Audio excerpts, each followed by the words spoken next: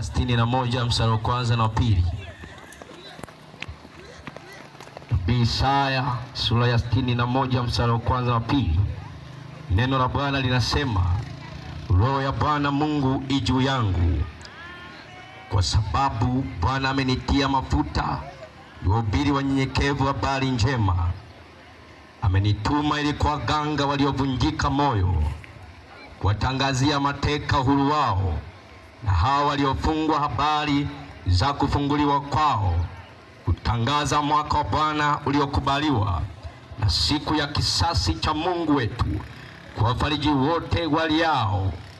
Baba, katika jina la Yesu Kristo aliye hai, huu ni wakati wako mzuri sana. Watoto wako nami na kunyamaza kukusikia Mungu, kwa mamlaka ya jina la Yesu Kristo aliye hai, na kuita na wingu lako ambalo liliona wingu mkono wa mtu, katika jina la Yesu Kristo aliye hai, hilo litokee mara, katika jina la Yesu Kristo aliye hai. Naitisa anga, natisa nchi, natisa upepo, katika jina la Yesu Kristo. Natisa chochote kile, shetani na malaika zako, nakutisa katika jina la Yesu. Teka mateka katika mji wote, katika jina la Yesu Kristo. Katika mkutano wote, teka mateka kwa mamlaka ya jina la Yesu, kwa mamlaka ya jina la Yesu. Na alika ukuu wako uliye juu chukua nafasi katika jina la Yesu Kristo. Neema yako ikawe kuu mahali hapa katika jina la Bwana majeshi. Naomba uanze nasi na kumaliza nasi kwa utukufu wa Kristo Yesu Bwana wangu. Haleluya, haleluya. Nataka nizungumze kwa habari ya kazi za Yesu Kristo wa Nazareti aliye hai. Habari za kazi ya Yesu Kristo, kazi nyingi ambazo Yesu amezitenda. Kuna mahali zilikozaliwa ama zilikotokea, kuna kiini chake, hazijawa kazi kabla ya kukithibitisha kutokea kwenye kiini chake. Maandiko yanasema katika kitabu cha nabii Isaya ile sura ya 60 mstari wa kwanza na kama nilivyosoma ya kwamba nabii Isaya aliyetabiri katika wakati mgumu. Maandiko yanamwonyesha nabii Isaya kutabiri mambo ya ujio wa Yesu Kristo, na maandiko yanaonyesha ya kwamba wakati nabii Isaya anatabiri, alitabiri wakati wa kwanza mpaka sura ya 39.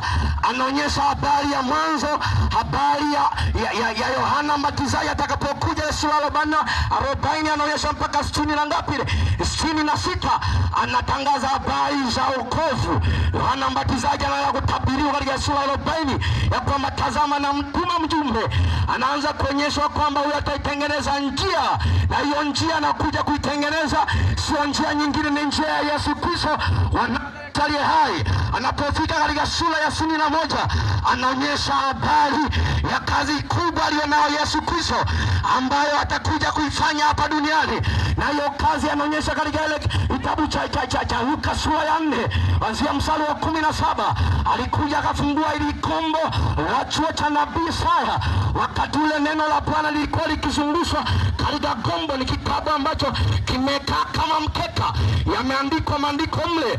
Akafungua kile kitabu, alafu akataputa mahali ambapo nabii Isaya aliwahi kutabiri habari ya ujio wake. Na wakati huo nabii Isaya alipokuwa ametabiri habari ya ujio wake, nabii Isaya alipitia wakati ambao mfalme aliyekuwa anatawala wakati ule Manase aliyemchana nabii Isaya kwa msumeno katikati, akamchana nabii Isaya.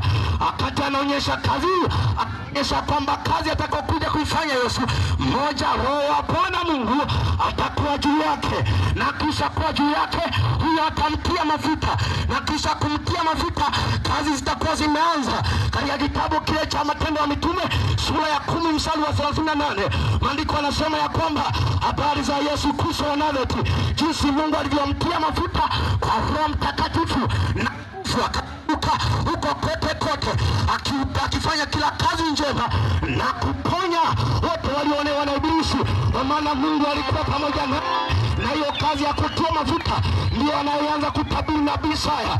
Anapoitabiri nabii Isaya, Yesu Kristo alijaza bado, na wakati Yesu anadhaliwa yote aliyokuwa ametabiriwa ilitokea.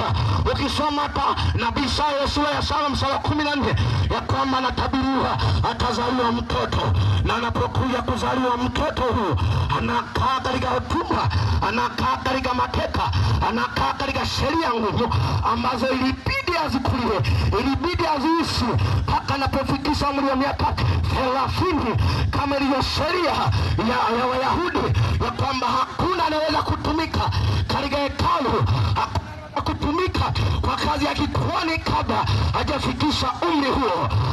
Atokamana akaingia Yordani akabatiza. Alipokwisha kubatiza, andiko likatulia, Roho Mtakatifu mfano wa hua akaja katulia katika bega lake, halafu mbingu zikafuka, ikasikika sema ya kwamba huyu ni mwanangu mpendwa ninayopendezwa naye, mwanangu mpendwa naye. Na ndivyo ulivyo upendo wa Mungu kwako, ya kwamba wewe ni mtoto wa Bwana, na kwa asili wewe ni mali ya Bwana, sio mali ya Shetani, na kwa asili wewe umetokana na Mungu. Mwanadamu ana sehemu mbili ambazo Mungu amemfanya. Sehemu ya kwanza anasema Mungu na tumfanya mtu kwa mfano, huo ni utu wa ndani ambao tuna na Mungu moja kwa moja, ni miungu wa. Lakini sehemu ya pili ni utu wa nje ambao alimfanya mwanadamu akapaka akamwambatanisha wakufanana naye, sio roho, wakufanana naye udongo, utu wa nje.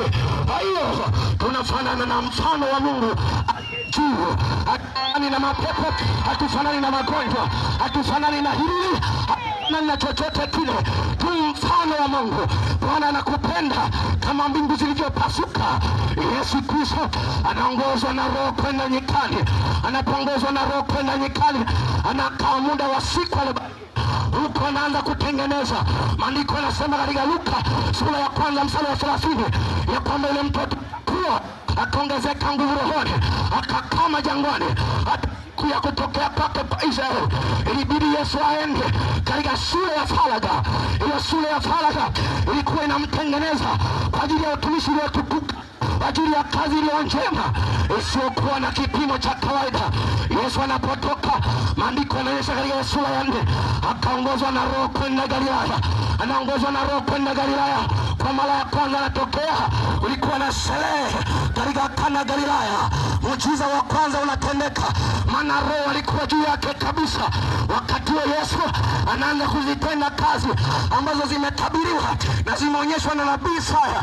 Leo nataka nikwambie juu ya kazi za Yesu Kristo ambazo anatakiwa zitende na zidhihirike katika maisha yako.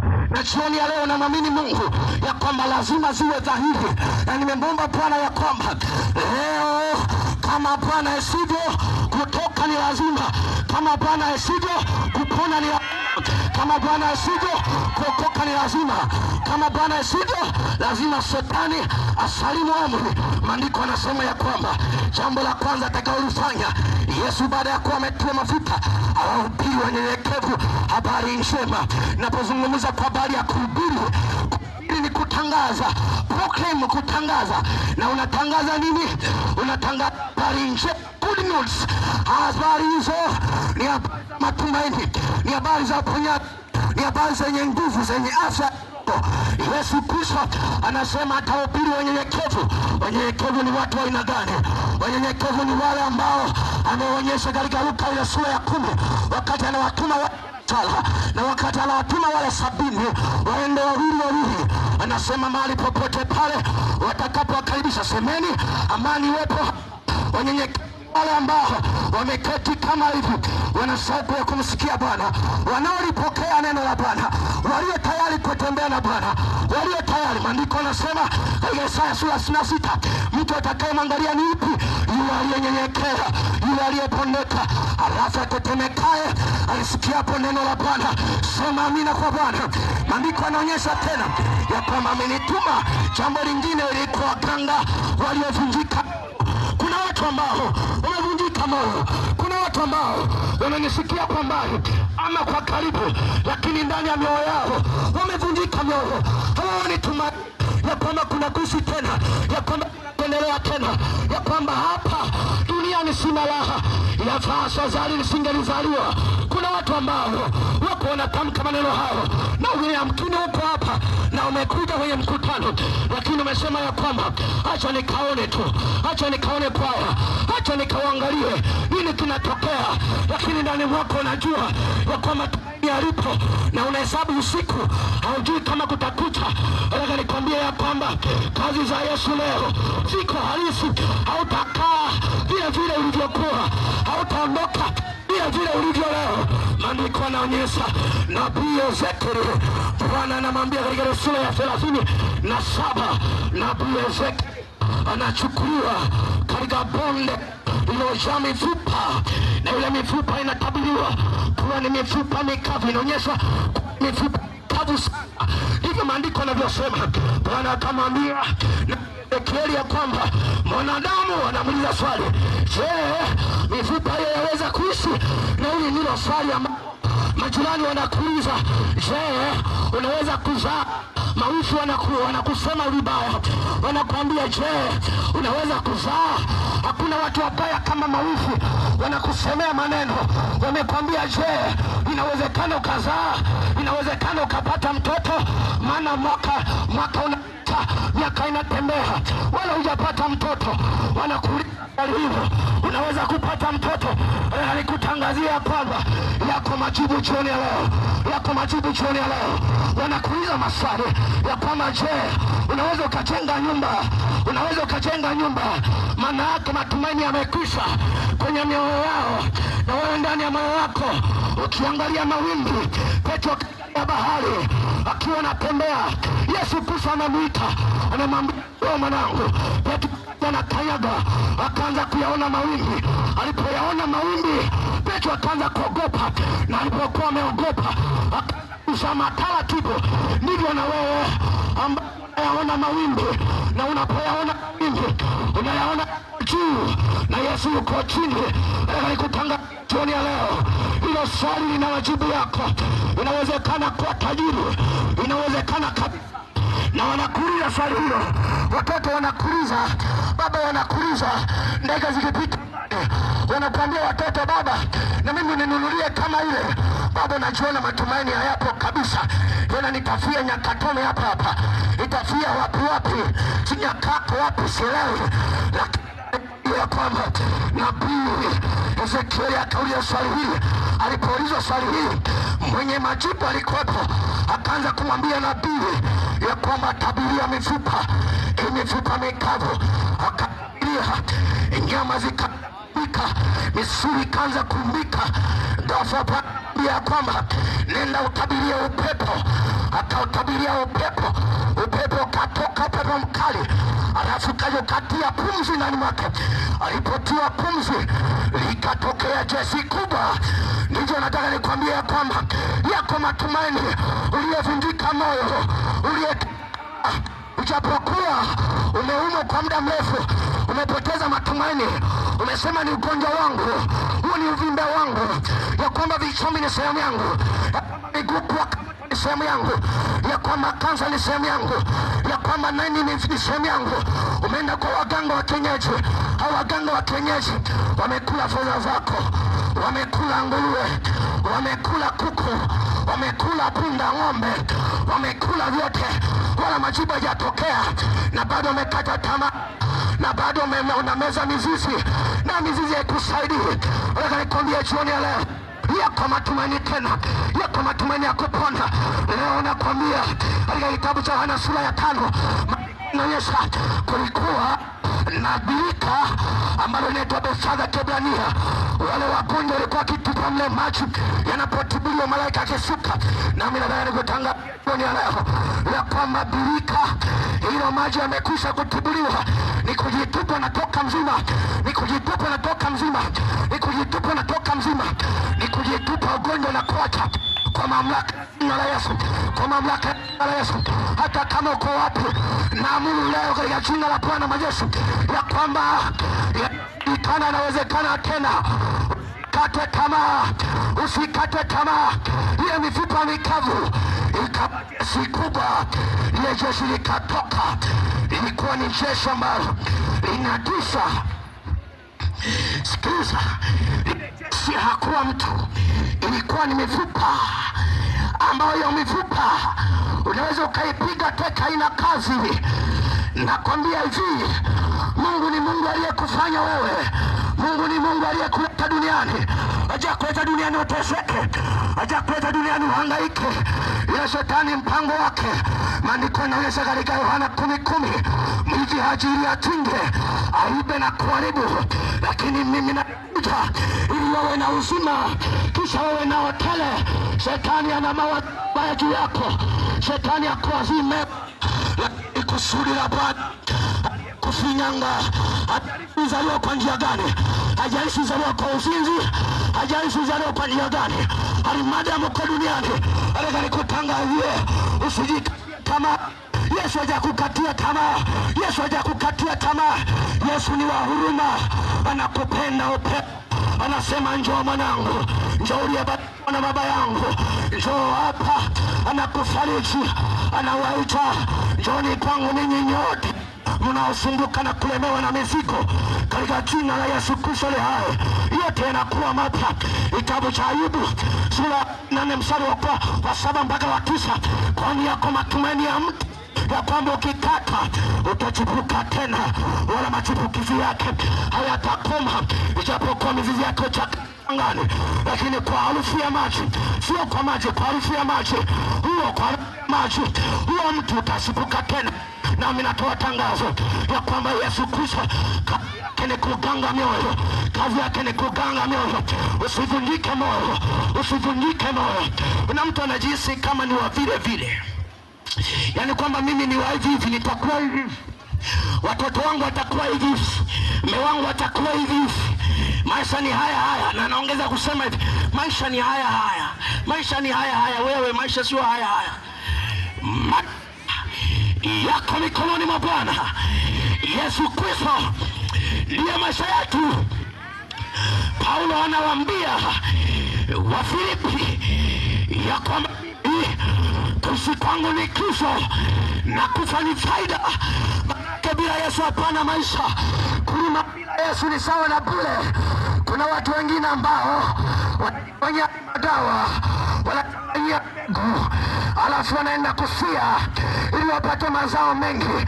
Nataka nikwambie, kulima bila Yesu haiwezekani, kufuga bila Yesu haiwezekani. Nataka nikutangazia kwamba watakuchelewesha, watakuharibia, watakubomolea vile vile. Mimi ni shahidi mama haya, siongee kwa kubumbabumba. Ninafia kwamba wako watu ambao wanaishi si tu kwao kwenda kwa waganga wa kienyeji kwa ajili ya maisha yao, lakini wanakwenda kwa waganga wa kienyeji kwa ajili ya mifugo yao. Mimi ni shahidi, na wakati kabla Yesu nilikuwa nimekwisha kutamani kabisa ya kwamba na mimi nivukizwe hivi. Ng'ombe vukizwa, ninakwenda kukaa katikati, ule moshi napenda unaponivukia, na mimi nipate upako ule. Kwa ninapotoka wachawi wananitishi kwa chochote. Niliyafanya hayo wakati ambapo babu yangu anaagua, babu yangu anatengeneza dawa kwa zile ng'ombe. Mimi nilikuwa mstari wa mbele, napewa fimbo imepakwa dawa, natembea mbele, ng'ombe zinanifuata. Nataka nikwambie ya kwamba hayo ni kujilisha upepo. Nataka nitoe tangazo ya kwamba yuko mwanaume ambaye anaponya majeraha ya moyo. Hata kama umejeruhiwa kiasi gani, hata kama umepigwa kiasi gani, hata kama umefanya kiasi gani, maandiko yanasema ya kwamba Mungu huyo Baba hakumtuma mwana ulimwenguni ili ahukumu ulimwengu, bali ulimwengu uokolewe katika yeye. Sema amen. Sema amen. Yesu Kristo anatangaza kazi ya pili. Yesu Kristo baada ya kutangaza kazi hiyo, anatoa tangazo ya kwamba atakuja kuwatangazia mateka uhuru wao. Mateka ni upi? Mateka ni yeyote yule aliye chini ya utawala fulani. Mateka ni yeyote aliye chini ya utumwa fulani. Mateka ni yeyote anayetumikia ufalme wa aina yote. Nataka nikutangazia jioni ya leo ya kwamba Yesu Kristo anajua ya maisha yako, ya kwamba umetekwa chini ya himaya yetu Shetani, ya kwamba umetekwa chini ya himaya gonjwa, umetekwa chini ya himaya inaitwa dhambi. Hata kama upite mbali, kuna watu wanajitahidi kupita mbali, anasema klabu ni hapa, nipite njia ya mbali ili nisishawishike.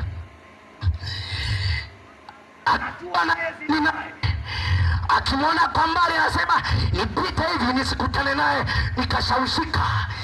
Unajitahidi kufanya hivyo, ya kwamba ni mwishi, nijitahidi kufanya hivi nisibe. Nataka nikwambia kwamba andiko yazungumza kwenye kitabu cha Waebrania. Ngoja nikusomea hapa Waebrania sura ile ngapi? Ya 7 na mstari wake wa 12. Ndiko anasema mjafanya vita kiasi cha kumwaga damu. Waebrania, kitabu cha Waebrania, kitabu cha Waebrania, kitabu cha Waebrania, kitabu cha Waebrania, kitabu cha Waebrania 12 mstari wa 4. Hamjafanya vita hata kumwagika damu mkishindana na dhambi. Hamjafanya vita kiasi cha kumwagika damu mkishindana na dhambi. Nataka nikwambie kwamba hatuna uwezo wa kushinda dhambi kwa akili zetu. Hatuna uwezo wa kuacha ukahaba. Hatuna uwezo wa kuacha uzinzi kwa akili zetu. Hatuna uwezo wa kuacha uongo.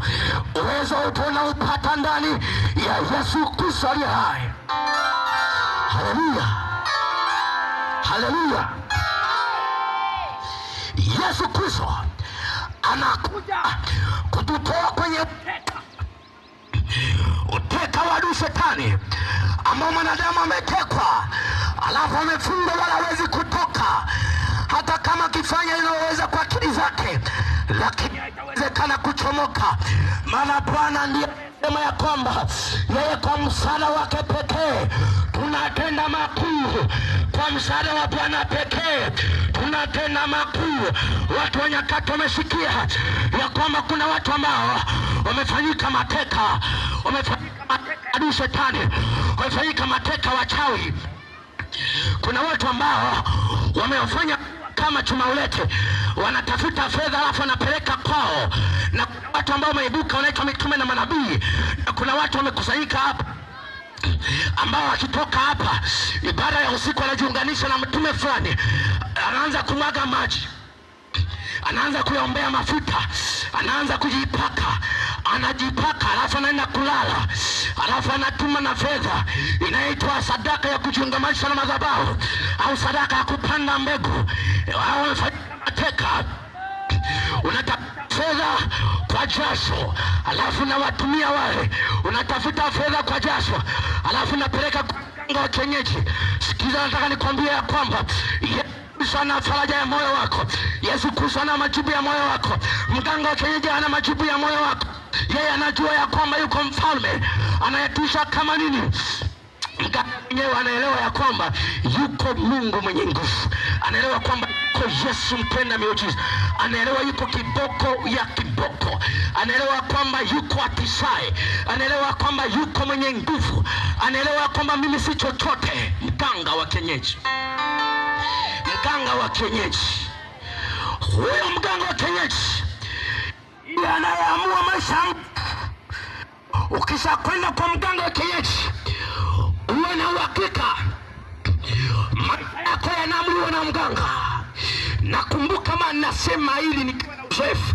Mwaka mmoja kuna mganga alikuja nyumbani. Wakati huo maisha yalikuwa magumu, njaa, alafu tunaonewa na wachawi. Kuna wakati unaweza mnaenda tu kulala hivi, mnaenda tu kulala, na tulikuwa tujaokoka. Tukiingia chumbani, mama anasema ya kwamba tusala. Ile sala tulikuwa kwenye dini. Baada ya sala tunaenda kulala. Sala ukilala tu hivi dakika 2-3, nilikuwa nikilala kwenye kitanda, shuka naichukua taratibu, nisisikiwe na yote, maana muda umefika. Ukijiingiza tu kwenye shuka, unasikia nje sauti ya mzee akibisha hodi. Mzee anabisha hodi, haziishi dakika 2-3. Ninajitunja, mama naye mateso makali. Baba akatafuta mganga wa kienyeji, ndipo nilipojua kwamba ni uhuni.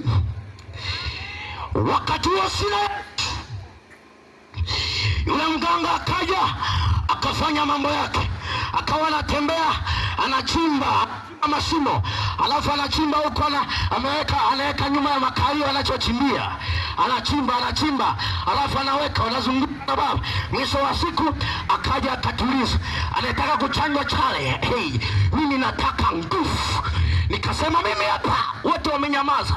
Mimi nikasema niko hapa na nataka, maana yake nilikuwa na agenda ya kuchanja chale kesho yake. Yule mganga maajabu mengine aliyokuwa anayafanya, alikuwa anachukua kila siku kuku anachinja, alafu anamuosha yule kuku, anaanza kuangalia, sio anaangalia nini, anaangalia. Baada ya kuwa ameangalia, yule kuku akiwa ametoka pale, anapelekwa anaenda kupikwa, alafu akaenda kupikwa, atuoni hata mchuzi, anapelekewa mganga. Waganga mnisikie, nakwambia hivi, tumekuja kuharibu biashara. Kuna mtu anasema hivi, sasa mtu alikuwa anauza bia, akiokoka atakula nini? Mtu alikuwa mganga, alikuwa anapata hela, akiokoka atafanya nini? Natoa tangazo katika ulimwengu na waona wamili ya kwamba tumekuja kuharibu biashara haramu. Yesu Kristo katika hekalu alipoingia mwanaume akuangalia kwamba kuna mitole, hizi fedha, akuangalia za kubamiza, weka huko, weka kanyaga, kwani alikuwa hana huruma. Tumekuja kuharibu biashara za waganga wa kienyeji. Na hili tangazo alisikia mganga, na ulisikia wewe unayekwenda kwa mganga wa kienyeji, ya kwamba biashara inaisha katika jina la Bwana wa Yesu. Natangaza mmoja kwa mwingine ya kwamba biashara yake inakufa katika jina la Yesu Kristo. Haleluya. Tumekuja kuharibu. Ndio, niulize mhubiri, nimekuja kuharibu. Tumekuja kuharibu. Mtawaka simba na nyoka, mwana simba na joka mtawaseta kwa miguu. Basi tunakanyaga kila himaya ya adui shetani, lazima isalimu amri. Sema amen. Mganga alichukua kuku nyingi sana, halafu nilipogundua ya kwamba zile kuku baadaye zinaenda kupikwa na kula yeye, kazalau sana. Wakati ule kwa kipindi cha njaa, ili uipate nyama tukawa tunatega ndege. Wale ndege mliofanya mitego ya kunasa, unawawekea, unawadanganya nini na mnasa ndo angalau nyama. Lakini mganga la nyama, alafu ni njaa, hatuoni hata mchuzi. Sio manake, kama we ni mganga, kwa nini utafiti mara mbili kama una uhakika ulichokiona ni sawa? Halafu kwa nini uwe na machaguo? Kuku mweupe, kuku mwekundu, hana machaguo mengine. Hata akisema mbuzi, anatoa masharti. Yale masharti ya mganga hatishi, ila masharti yake ndio anaonekana anatisha. Anakwambia lete ng'ombe, na unatetemeka, ndio mkuu, unaitika ndio mkuu. Jambo lingine likatokea, mganga akatoa masharti kwamba nimeona hivi na hivi, kwa hiyo masharti yasikieni. Jambo la kwanza, uwanja wetu ulikuwa ni mkubwa sana. Mtu yeyote ukichelewa na ndoo ya maji saa 1 hujafika nyumbani. Ukifika kwenye mpaka wa nyumba wa uwanja, kama ile nyumba ni karibu, unaiona ile nyumba kule ni karibu, alafu fikiria ndoo haina mkanda ule wa kubebea. Ukifika tu kwenye mpaka, shusha ndoo, usifike na ndoo kichwani. Uhuni mtupu. umbali ule kule ndoo haina mkanda, alafu usifike na ndoo kichwani, unakoma nayo, yani mita 200 300 unakomana ile ndoo, unatembea huni tu, yani nikomae na ndoo eti nisifike na ndoo kichwani. Umeona nini? Ikitokea chumvi imeisha, msiende kuazima usiku. Masharti ya mganga wa kienyeji yalitufanya kuwa mateka kama familia. Yesu Kristo kwa huruma zake kuu akaniokoa nikiwa mtu wa kwanza kwa maamuzi ya kumfuata Yesu, vile vile kama alivyo nilivyomfuata Yesu. Babu yangu akaniambia, utafika wapi wewe? Tukuangalie.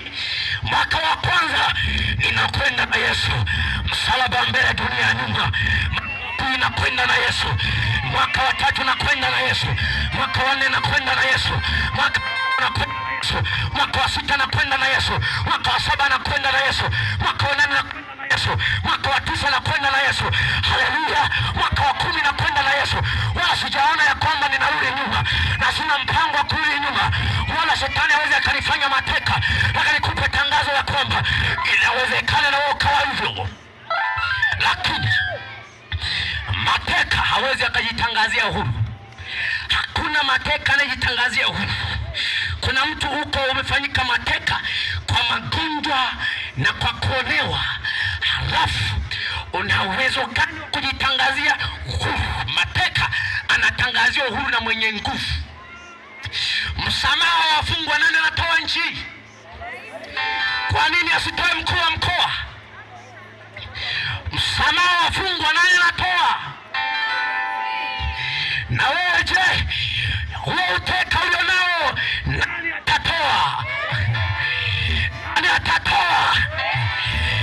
Ndio inavyokuwa. Maandiko yanasema katika Mathayo ile sura ya 12 ya 11 mstari wa 12, siku za Yohana Mbatizaji hata ufalme wa Mungu unapatikana na wenye nguvu ndio wanaoteka. Ufalme wa Mungu ni wenye nguvu.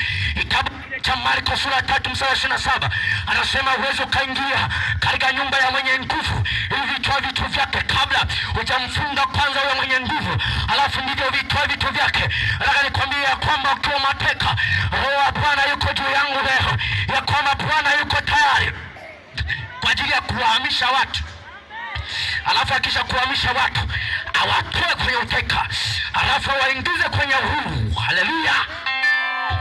Uhuru wa kusema Yesu ni Bwana, uhuru wa kusema nina afya, uhuru wa kusema nasonga mbele, uhuru wa kusema ya kwamba niko ndani ya Yesu, ninaburudika kama mwimbaji anavyoimba ya kwamba niko ndani ya Yesu, ninaburudika, ninaendelea mbele na Bwana yuko pamoja na wewe. Mfano wa shujaa mwenye kutisha, unaendelea mbele. Wanakutafuta wakupati, wanakutega wanakukosa, wanafanya kila linalowezekana, lakini hawakuwezi, maana Bwana amekutoa kwenye uteka. Sasa una uhuru ndani ya Yesu Kristo. Tuna uhuru, na maandiko yanasema mtaifahamu, tena mtaifahamu kweli, na hiyo kweli itaweka huru, tena huru kweli kweli, na kweli ni Yesu Kristo. Na anasema ya kwamba watakase na ile kweli, na kweli ni neno lako. Anasema katika Yohana sura ya 1 mstari ya kwamba hapo mwanzo kulikuwako nani? Kulikuwako neno, naye neno alikuwa nani? Huyo mwanzo alikuwa kwa nani? Vyote vilifanyika kwa yeye. Nani huyo neno? Huyo neno ni nani? Ndani ya Yesu tunapokea uhuru. Ndani ya Yesu tunapokea uhuru wa kiroho na kimwili. Shetani anaweza akakupita, alafu akakandamiza maisha yako. Jifariji baba na mama. Labda tu ni sehemu yetu ya maisha. Mko mmeatamia, halafu tunatangaza kwenye mkutano kama hivi kwamba tumepewa bure, tunatoa yeyote anakaja. Hatujaja na mafuta, hatujabeba kitambaa, hatutozi hela.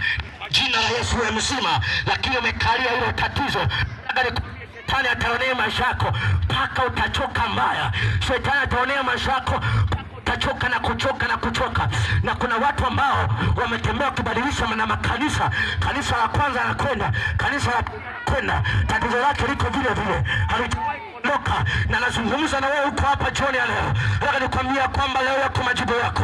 Unaweza ukabadilisha makanisa ukahama mpaka na dunia, wala majibu hatatokea, lakini ndani ya Yesu Kristo anatangaza uhuru kwenye yetu ya kwamba ya kale yamepita, azama yamekuwa mapya. Yesu anabadilisha historia na kutengeneza mapya. Jambo la pili la nne ambalo nabii Isaya anatabiri kwa habari ya kazi ambayo Yesu ataifanya, ya kwamba Yesu yuko tayari. Hao waliofungwa, habari ya kufunguliwa kwao, waliofungwa iwe na magonjwa, habari ya kufunguliwa kwao.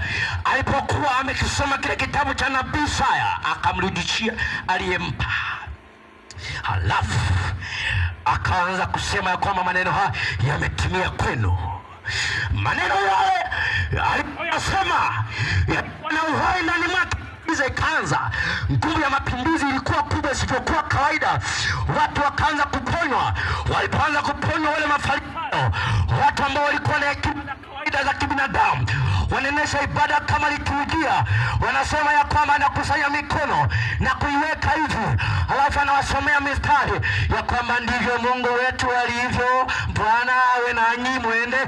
Wamekusanya hivi, lakini anatokea Yesu. Maandiko anasema alionekana akihubiri kama mtu mwenye amri, akisema ya kwamba saa ya wokovu imefika, wakati uliokubali sasa, katika jina la Yesu Kristo aliye hai. Wakaanza akapata na matumaini, nguvu zikawaingia, habari ya kufunguliwa kwao. Akanitangaza ya kwamba Yesu Kristo aliye hai, yeye ni wa huruma, anaingia. Alafu anapoingia katika lile hekalu, anawakuta watu ambao wamekata tamaa na maisha. Anakuta mtu ambaye ameteseka miaka. Mafarisayo wanakutana naye, wanamtia moyo, wanapita kando, wanampa fedha, wanapita kando. Lakini Yesu alipofika, maandiko katika Mathayo 14:14, alipoona akawahurumia, akawaponya magonjwa yao. Aliyekuwa na kansa ikaondoka, aliyekuwa na ukafyatuka, aliyekuwa miguu na muuma kapata uponyaji, aliyekuwa amepoza akapata nguvu, aliyekuwa kiziwi akasikia, aliyekuwa kipofu akapata kuona, aliyekuwa bubu akasema, mwenye matatizo akapona.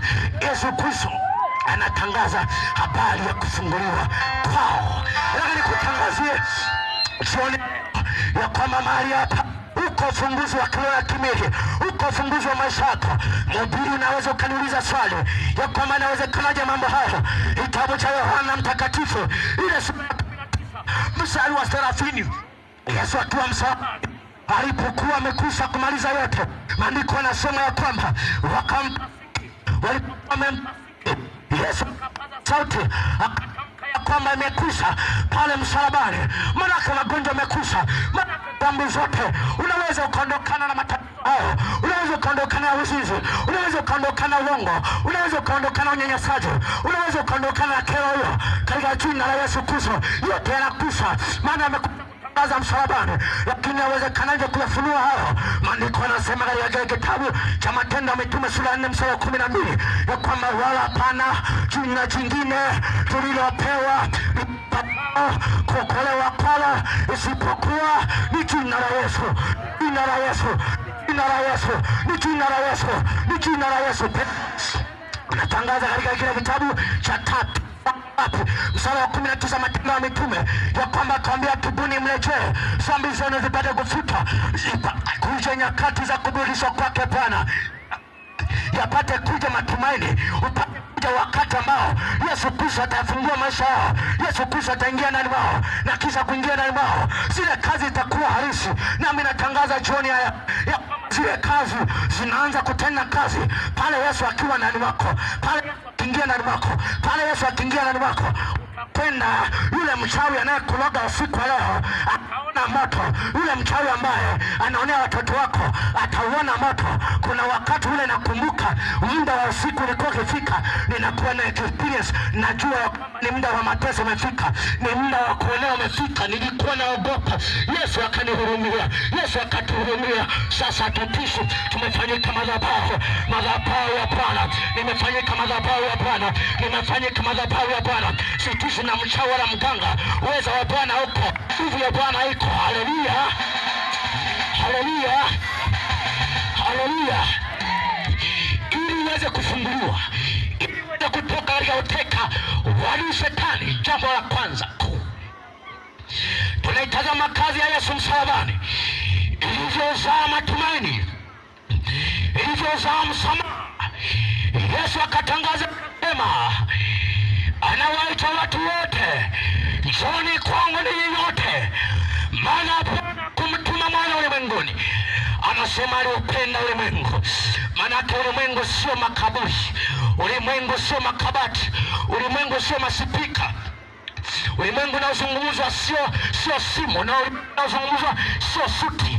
Ulimwengu unaozungumzwa ni mwanadamu. Alimpenda mwanadamu, aliwapenda watu wa Nyakatome, aliwapenda watu wa Mwanza, aliwapenda watu wa Shinyanga, aliwapenda watu wa Tabora, aliwapenda wa Tanzania, aliwapenda aliwapenda Waafrika, aliwapenda watu wote ulimwenguni. Alipenda akamtoa mwanae wa pekee, kila mwamini asipotee, bali awe na uzima wa milele. Jambo la kwanza ambalo natakiwa kulifanya ni jepesi, kumwamini Yesu Kristo awe Bwana na kiongozi wa maisha yako. Ukisha kumwamini ndani mwako, anafanya makao. Anasema kwamba wewe na Baba watakufanya makao, wewe utakuwa mtoto wake naye atakuwa baba yako. Maandiko yanasema, mwandishi wa Zaburi ile sura ya 71 mstari wa kwanza anasema, nimekukimbilia wewe Baba, nisiaibike milele. Nataka niwaambie wa mama, nataka niwaambie wa baba vijana, ya kwamba Yesu iko aibu. Bila Yesu utaendelea kuaibika, bila Yesu utaendelea kuteseka, bila Yesu utaendelea kulia, bila Yesu. Mwandishi anasema, nimekukimbilia Baba, nimekukimbilia Baba, nisiaibike milele. Yatosha kuteseka, yatosha kuuma, yatosha kuonewa. Nimezunguka kwa uganga kienyeji, miaka imeenda, sipati majibu.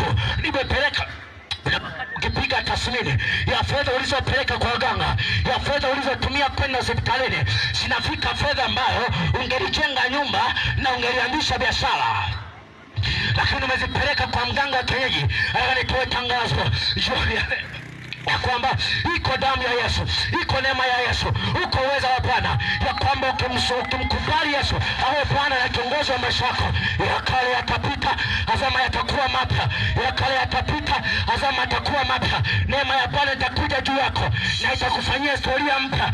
Atakupa jina jingine, jina ambalo ya kwamba uliombaomba, jina ambalo wamekupa ya kwamba ni masikini, huyu ni fukara, huyu ni tasa.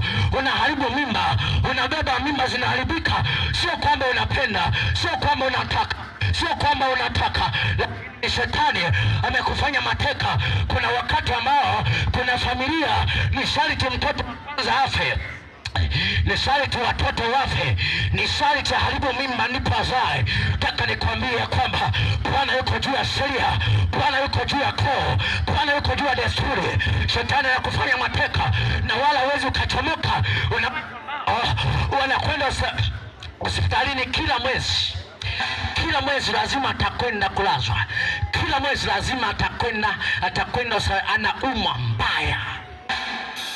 Kuna watu ambao wako kwenye kalenda ya kwamba lazima katika ukoo afe mtu, wako kwenye kalenda hiyo, na bila Yesu huwezi ukatoka, upanga huo utakujia. Kuna watu ambao wametangaziwa ya kwamba hata wepesi, na watu ambao wametangaziwa ya kwamba atazalia nyumbani, lazima binti huyo azalishe kiajabu ajabu, halafu warundikane nyumbani. Yani wamejaa nyumbani. Huyu alizalia nyumbani, huyu alizalishiwa, huyu alizalishwa akaachwa, huyu alizalishwa akaachwa, huyu alizalishwa akaachwa, huyu alitoroshwa. Alipotoroshwa, familia ikamshinda, akarudi nyumbani, wakarundikana. Shetani amewafanya mateka. Shetani hana uwezo wa kukaa na maisha aliyookoka, na shetani hawezi kuzuiwa kufanya lolote katika maisha yako. Kama una Yesu, kazi yake ni kutafuta mawindo. Yuko wapi mwana-kondoo aliyenona amchinje? Kuna watu ambao wamejaribu hata kulala makaburini kwa sheria mganga wa kienyeji. Mama mmoja anasema ya kwamba yeye alikuwa amelala makaburini akiwa na sanda tu makaburini wiki nzima, siku 7, alafu siku nyingine 7 analalia ngozi ya paka. Ile ngozi ya paka analalia hiyo mateso. Ule mganga amemwambia kwamba alalie ngozi ya paka, alafu analala makaburini siku 7. Sikilizeni, siku 7 analala makaburini, alafu akiwa na sanda peke, siku 7. Shetani akikuteka hana historia ya kunyang'anywa mawindo, hana historia, hana.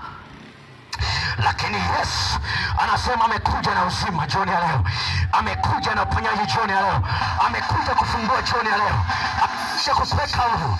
Kuna mtu ambaye tunaposema ya kwamba mpokee Yesu mama, mpokee Yesu baba, kijana anasema nitaokoka tu, nitaokoka tu, nitaokoka tu. Sawa. Na mwingine anasema mpaka nikamulize mume wangu, mpaka nikamulize baba. Lakini wakati ambapo anaenda lodge, anaenda kwenye vichaka na mwanaume, hakumuliza baba, baba niende kwenye vichaka, baba niende lodge kulala na mwanaume, hakumuliza. Wakati baba anachepuka, hakumuliza mke wake ya kwamba mke wangu ataka nikachepuke, hakumuliza. Wewe mwanamke hukuuliza, wakati wewe unakwenda kuzini hukuuliza. Lakini tunapokuambia mpokee Yesu, unasema ngoja nikaulize, unasema ngoja nikamulize baba. Shauri yako. Wakati watapokuja kukupiga usiku, hawatakuuliza. Wakati ambapo watakuja kukuchezea maisha yako, hawatauliza. Utaanza kulia, utaanza kulia ni upate wapi msaada mwingine. Maandiko yanasema Zaburi ya 46, Mungu kwetu sisi ni kimbilio, msaada utakaoonekana tele wakati wa mateso. Vijana mkimbilie Yesu, vijana mkimbilie Yesu, baba mkimbilie Yesu, mama mkimbilie Yesu. Pekee analo jawabu la maisha yako. Yesu pekee analo tumaini la maisha yako. Haleluya, haleluya. Nikwambia jioni ya leo ya kwamba mahali hapa yuko Mungu, lakini ili aziziishe kazi zake, sharti ni moja tu: umpokee awe Bwana na kiongozi wa maisha yako. Akisha kukaa ndani mwako, akiingia tu, pepo linapiga kelele lenyewe kama naenda. Ile pepo iliyozuia usiolewe linasema lenyewe naenda.